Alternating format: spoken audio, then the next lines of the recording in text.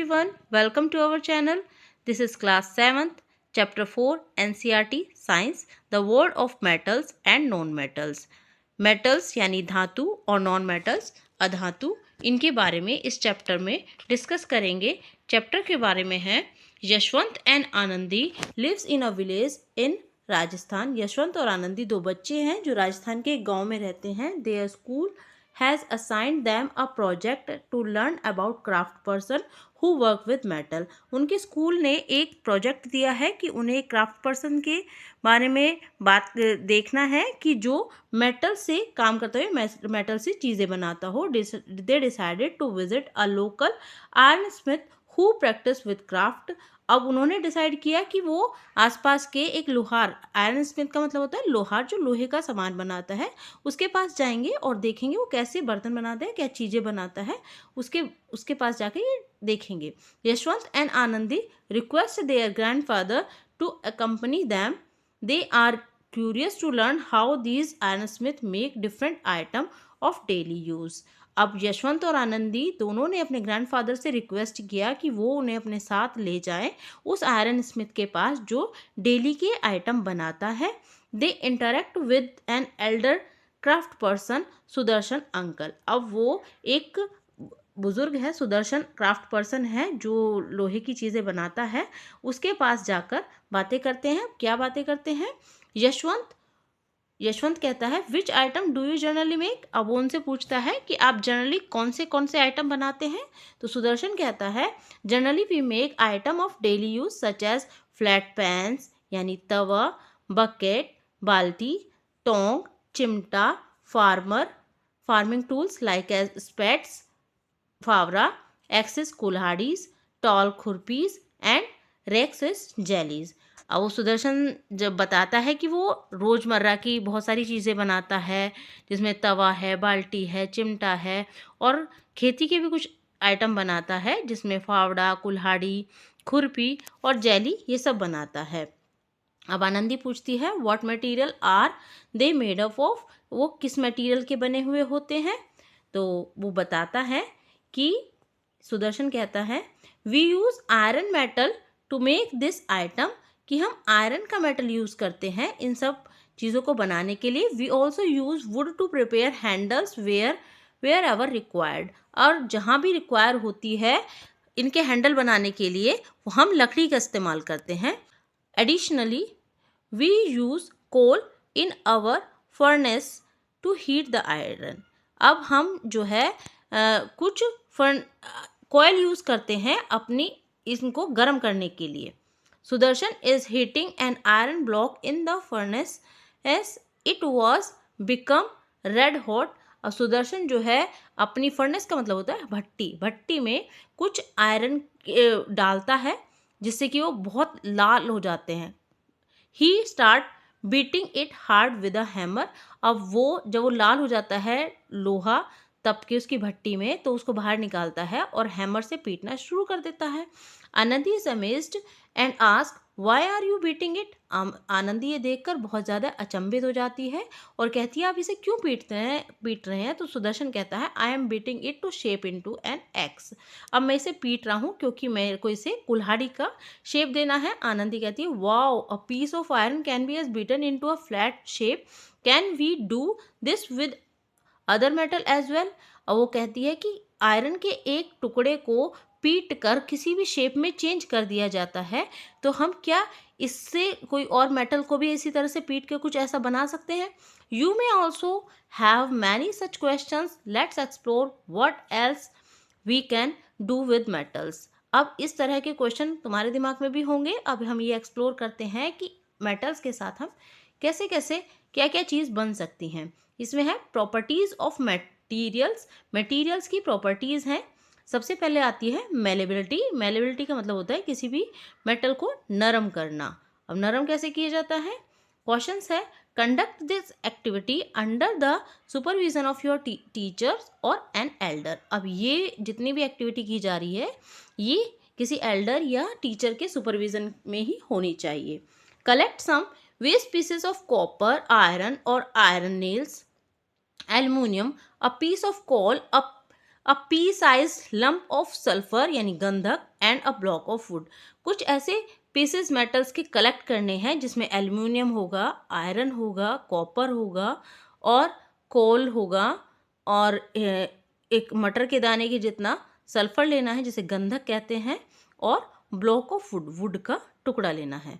Recall the chapter of material around us in grade 6 science text book curiosity the end observe the appearance of the above item. अब आपको पुराना chapter याद होगा, class 6 में जो पढ़ा था मटेरियल अराउंड अस, क्लास 6 का था वो। उसमें ये देखना है कि ये जितने भी आपने ये मटेरियल इकट्ठे किए हैं, आइटम इकट्ठे किए हैं, इनकी अपीयरेंस कैसी है, दिखते कैसे हैं। आर दे लस्टर्स, लस्टर्स का मतलब इनके ऊपर चमक है।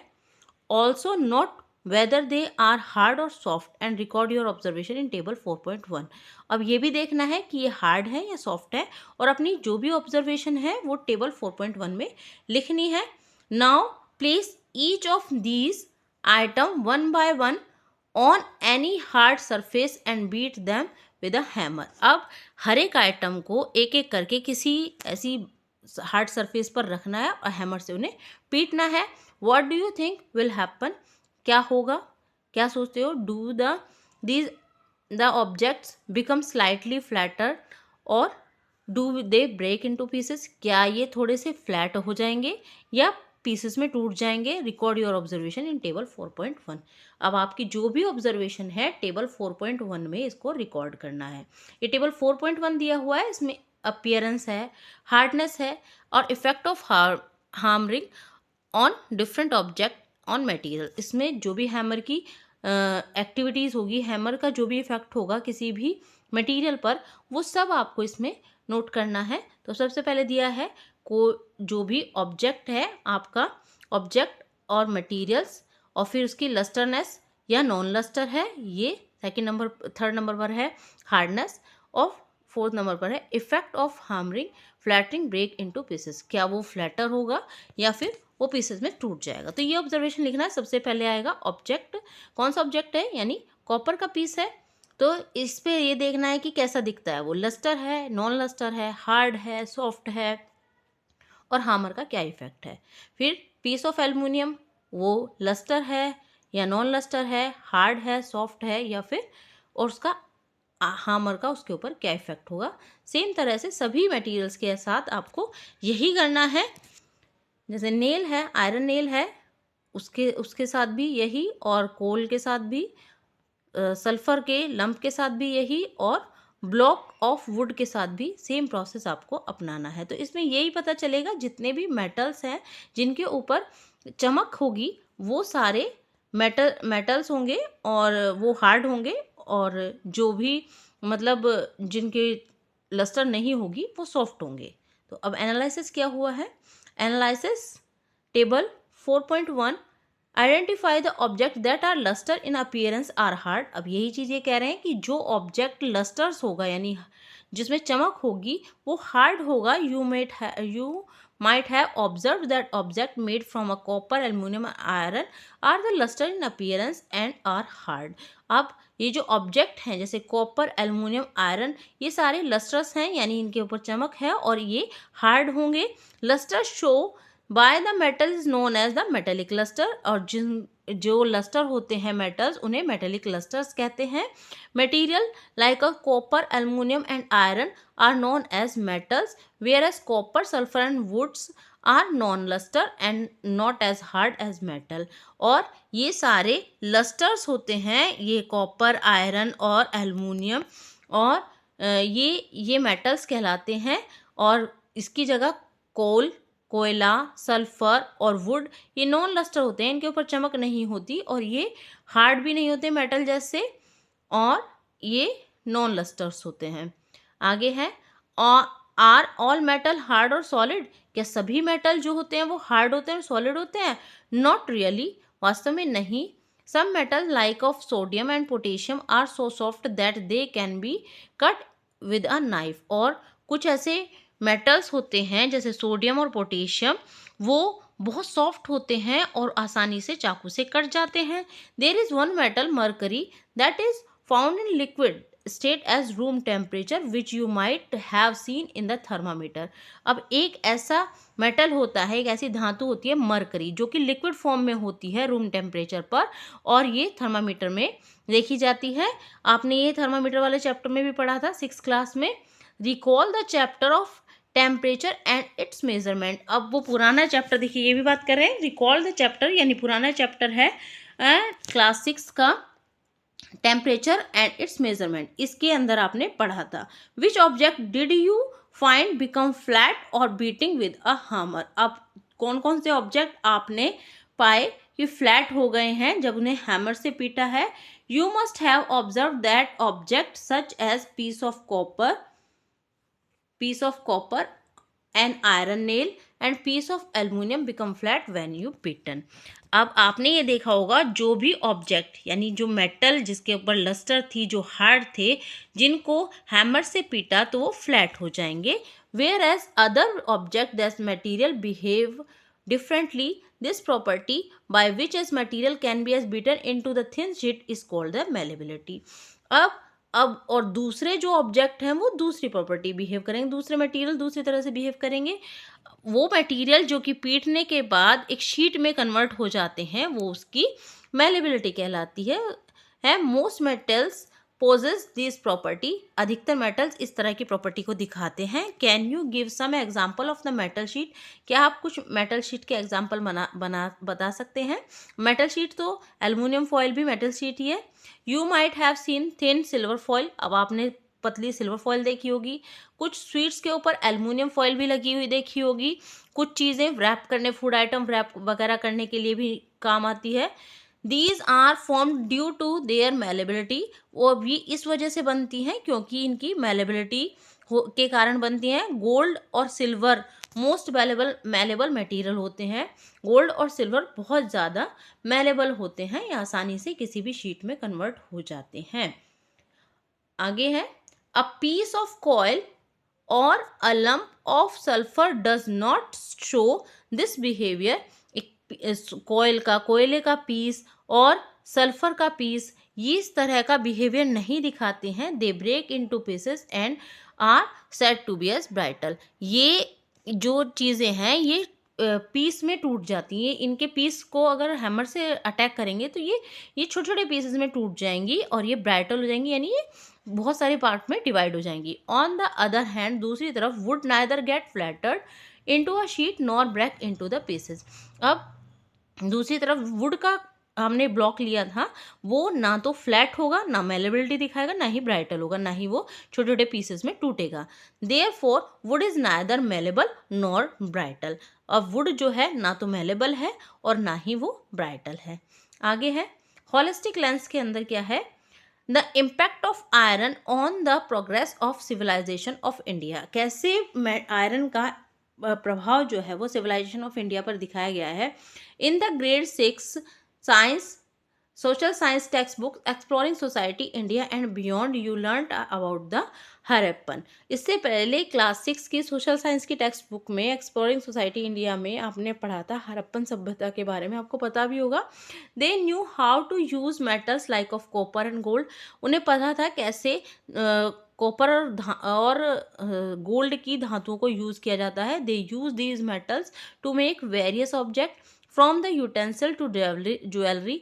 अब ये इन मटेरियल्स का, इन धातु का अलग अलग ऑब्जेक्ट बनाने में इस्तेमाल करते थे, चाहे वो बर्तन बनाना हो, चाहे वो ज्वेलरी बनाना हो, चाहे हथियार बनाना हो.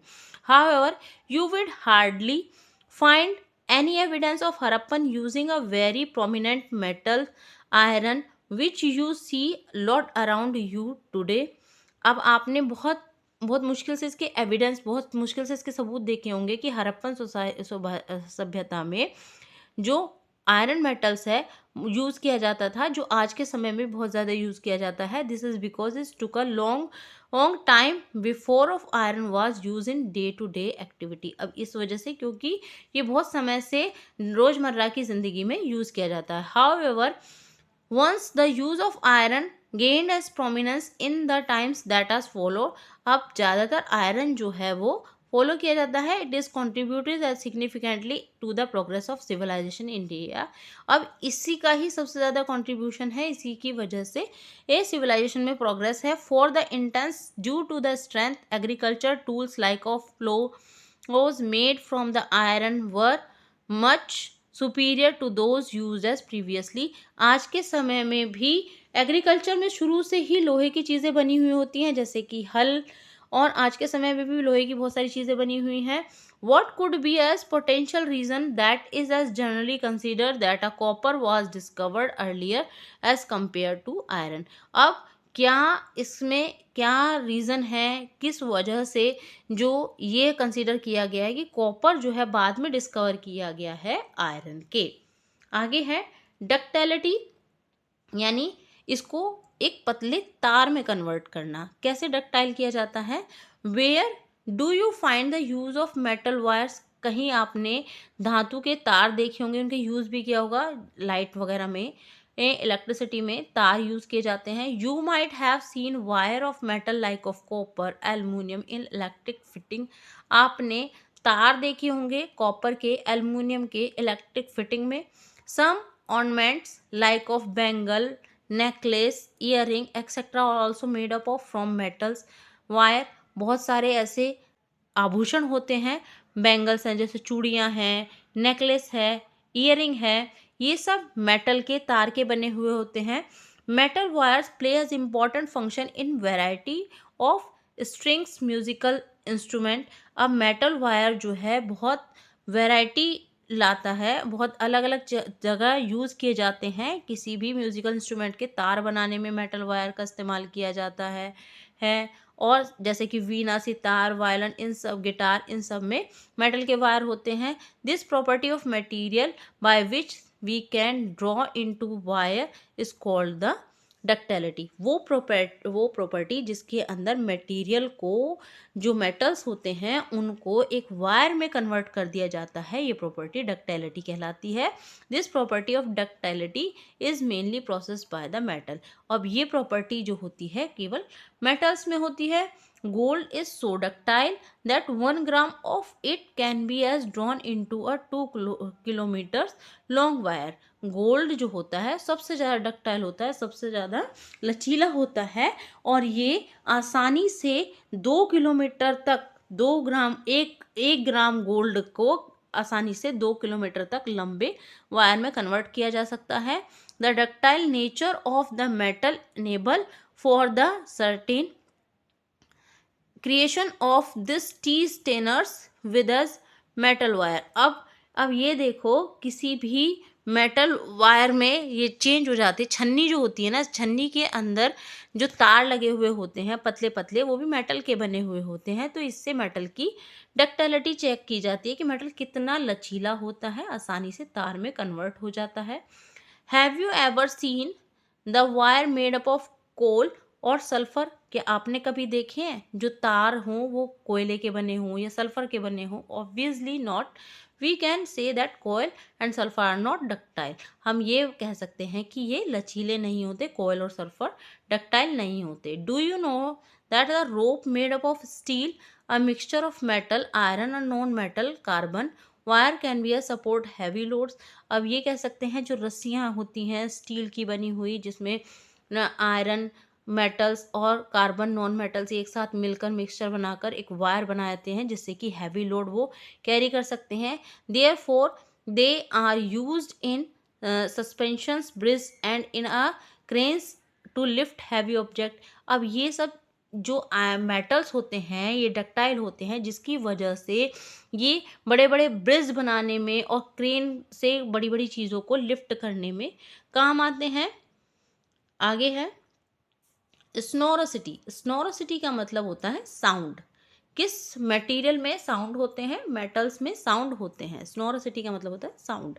Have you ever notice the sound produced when a metal spoon और अ मेटल प्लेट और a metal coin is dropped on the floor? अब आपने कभी सुना है कोई मेटल की चम्मच ज़मीन पर गिरी, मेटल की प्लेट ज़मीन पर गिरी या मेटल का कॉइन ज़मीन पर गिरा तो उससे कोई आवाज़ होती है? बिल्कुल होती है।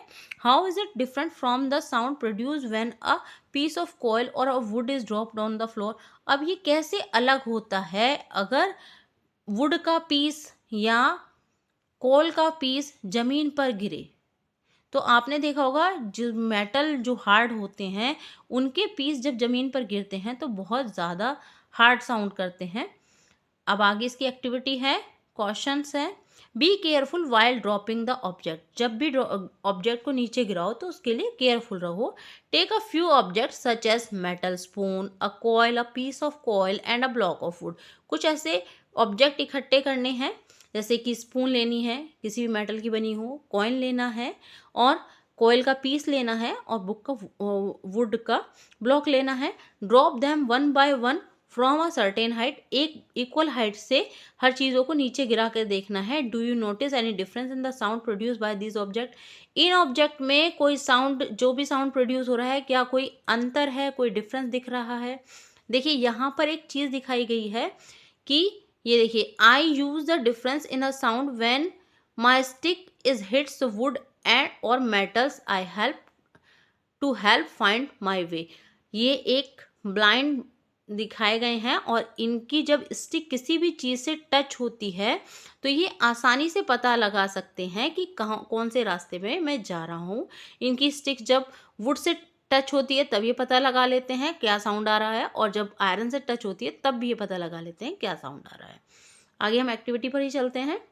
आगे है, you would observe that the metal spoon and the metal coin produce a ringing sound। आपने ये देखा होगा कि मेटल की स्पून और मेटल का कॉइन जब भी गिरते हैं एक रिंग जैसा साउंड करते हैं, और कॉयल और wood on the other hand produce a dull sound. और जो कॉयल और वुड गिरेगा तो वो एक डल सा साउंड दिखेगा। यानी जो पहले अगर मेटल्स जैसे कि स्पून गिरी, किसी मेटल की कॉइन गिरा, तो वो एक रिंग जैसा आवाज़, घंटी जैसी आवाज़ देगा, और कॉयल और वुड जो है वो एक डल जैसा, डंप जैसा साउंड देगा। This property of material that has enabled them to as produce a ringing sound is called the sonority। वो प्रॉपर्टी जिसकी वजह से कोई भी मेटल रिंग वाला साउंड देता है वो उसकी स्नोरोसिटी कहलाती है। And metal are said to be a sonorous in nature. अब मेटल जो होता है वो स्नोर होता है आवाज़ में। अब हाँ, आगे है conduction of heat. You have noticed that the vessels used for heating are made up of metal। आपने जो भी वेसल्स देखे होंगे किचन में, आपने कभी ऑब्जर्व किया कि वो किस मटेरियल के बने हुए हैं? क्या ऑब्जर्व किया है कि वो कैसे मेटल्स को गर्म करते हैं तो क्या होता है? Can you name some metals that are used for making cooking vessels. क्या कुछ ऐसे मेटल्स के नाम बता सकते हैं जिनसे वेसल्स बनते हैं, बर्तन बनते हैं। Do you know why these metals are used for this purpose। अब क्यों ये मेटल्स यूज होते हैं बर्तन बनाने के लिए, लेट्स फाइंड आउट। अब इसे फाइंड आउट करने के लिए आगे देखेंगे, एक्टिविटी है, क्वेश्चन है, let's investigate. This activity must be as perform under the supervision of your teacher और adult. Be as careful while handling hot water. अब ये क्वेश्चन तो इसमें मेटल्स में है ही कि जो भी काम करें किसी भी सुपरविजन में, किसी भी बड़े के सामने करें। इसमें आगे एक्टिविटी है, place a glass tumbler on a table fill with hot water. इसमें एक कांच का ग्लास लेना है, इसके अंदर हॉट वाटर लेना है।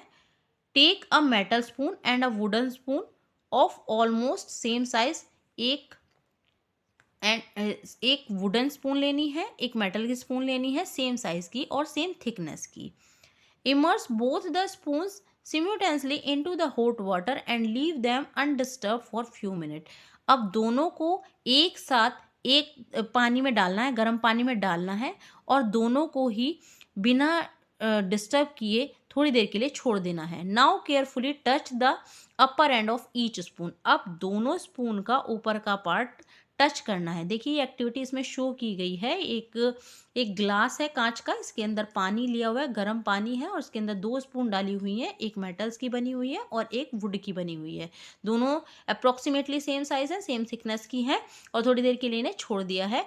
थोड़ी देर बाद इनको, कुछ मिनट के बाद इनके ऊपर के पोर्शन को टच करना है। व्हाट वुड हैपन, क्या होगा। कि कुछ डिस्कशन पॉइंट पर which of the spoon get hotter, कौन सी स्पून जो है वो ज़्यादा हॉट होगी, कौन सी स्पून हॉट होगी। What would this experiment tell us about a heat transfer along the two spoon. अब ये एक्सपेरिमेंट हमें क्या बताती है कि हीट ट्रांसफर होती है दोनों स्पून में। You may have notice that the metal spoon is hotter to touch than the wooden spoon. अब आपने ये नोटिस किया होगा, ये देखा भी होगा कि घर में कि मेटल्स की जो भी चीज़ बनी हुई होती है वो जल्दी से गर्म हो जाती है, अप्रॉक्सीमेटली वुड की या फिर प्लास्टिक की कोई चीज़ बनी होती है। Even though both spoons are immersed in the water of the same temperature and for the same time, this show that the heat transfer through the metal spoon making it hotter. It contrast the wooden spoon transfer the heat poorly. अब आपने ये देखा होगा, दोनों जो spoon थी दोनों को सेम टाइम पर सेम साइज़ की थी, दोनों को सेम पानी में डाला था सेम टाइम के लिए, और जो हीट थी वो केवल मेटल की स्पून में ट्रांसफ़र हुई थी, मेटल की स्पून ही गर्म हुई थी, जबकि वुड की स्पून जो थी वो बहुत ही कम पुअरली गर्म हुई थी, हीट से कम गर्म हुई थी। In such case the transfer of heat from one point to another of the metal material is called the conduction and the material that transfer the heat are called the conductor. अब इसमें जो heat एक point से दूसरे point तक यानी नीचे से ऊपर तक पूरी ट्रांसफ़र हुई है तो ये कंडक्शन कहलाएगा, और इसमें जो मटेरियल जिस मटेरियल में ट्रांसफ़र हुई है उसे कंडक्टर कहा जाता है। Based on the observation we can say that the metals are good conductor of heat whereas wood is a poor conductor of heat. अब इस बेस पर हम ये कह सकते हैं कि मेटल्स जो होते हैं वो गुड कंडक्टर होते हैं हीट के, यानी इसके अंदर हीट बहुत आसानी से अब्जॉर्व कर सकते हैं, और जो वुड होती है वो पुअर कंडक्टर होती है हीट की। Now we can understand why mostly metals vessels are use for cooking and other their handle are made of with the wood and other material that do not conduct heat. अब इससे ये पता चलता है कि क्यों बर्तन जो होते हैं वो मेटल्स के बने हुए होते हैं और उनके हैंडल जो होते हैं वो लकड़ी के या किसी और मटेरियल जैसे कि प्लास्टिक वगैरह के बने होते हैं। You will learn more about this chapter in the heat transfer in the nature. अब इस चैप्टर के बारे में आगे पढ़ेंगे, heat transfer in the nature में।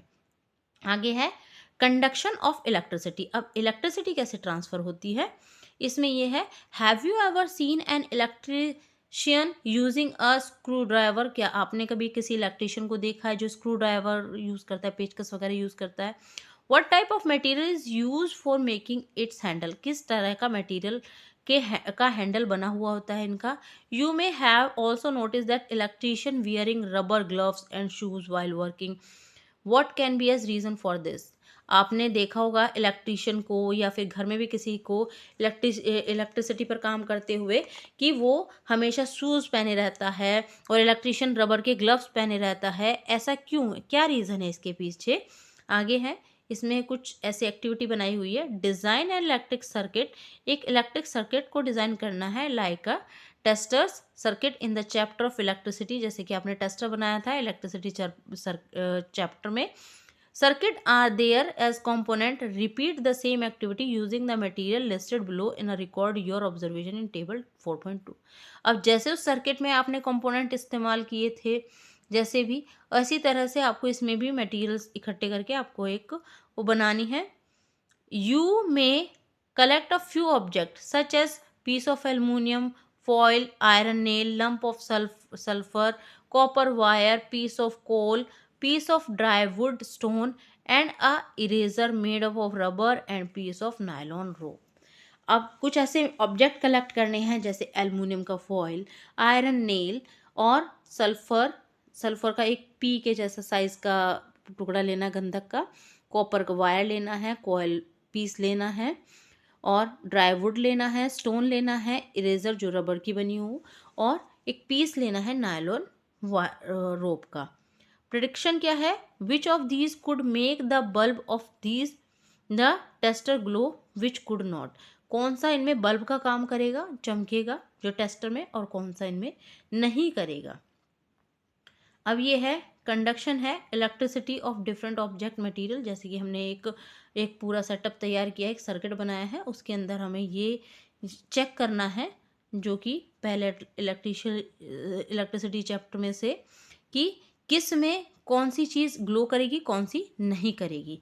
तो पीस ऑफ एल्युमिनियम फॉयल है, तो क्या इससे बल्ब ग्लो करेगा? बिल्कुल करेगा, तो ये good conductor of electricity. Iron nail, क्या इससे बल्ब ग्लो करेगा? बिल्कुल करेगा, तो ये भी गुड कंडक्टर ऑफ इलेक्ट्रिसिटी।